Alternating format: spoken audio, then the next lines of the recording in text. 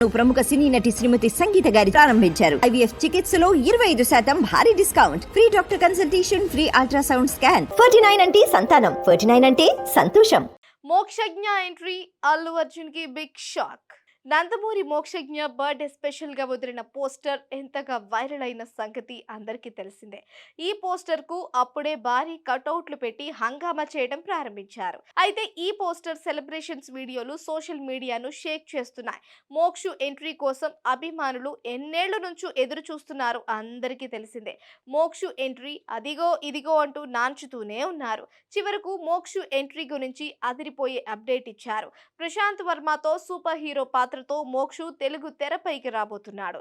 చూస్తూ ఉంటే ఈ సినిమా పాన్ ఇండియాగా రాబోతున్నట్లుగా తెలుస్తోంది. అసలే ప్రశాంత్ వర్మ హనుమాన్ మూవీతో పాన్ ఇండియా వైడ్ గా సెన్సేషన్ క్రియేట్ చేశాడు. అందుకే జై హనుమాన్ మూవీని పాన్ ఇండియా వైడ్ గా ప్లాన్ చేశాడు. ఇక ఇప్పుడు మోక్షు మూవీని సైతం పాన్ ఇండియన్ గా ప్లాన్ చేసినట్లు అనిపిస్తోంది. మోక్షు మూవీ కోసం నందమూరి అభిమానులు ఎంతగానో ఎదురు చూశారు. మోక్షు రాక కోసం కళ్ళు కాయలు కాచేలా ఎదురు చూశారు. ఫ్యాన్స్ కోసం హీరో అయ్యాను అని అనగల అర్హత మోక్షుకి మాత్రమే ఉందని నెటిజన్లు కామెంట్స్ చేస్తున్నారు. కానీ బన్నీ మాత్రం మొన్న ఓ సినిమా ఈవెంట్ లో తన అభిమానుల్ని చూసి హీరోని అయ్యాను అంటూ చెప్పుకొచ్చాడు.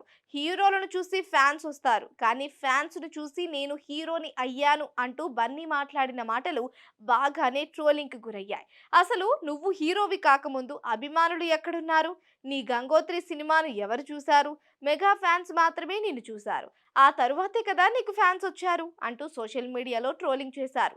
ఇప్పుడు మోక్షు కటౌట్ ని సెలబ్రేట్ చేసుకుంటూ బన్నీ మీద ట్రోలింగ్స్ చేస్తున్నారు. మోక్షు మూవీని త్వరలోనే సెట్స్ మీదకు తీసుకువస్తారని సమాచారం. మిగతా వివరాలను ఎప్పుడు ప్రకటిస్తారో చూడాలి.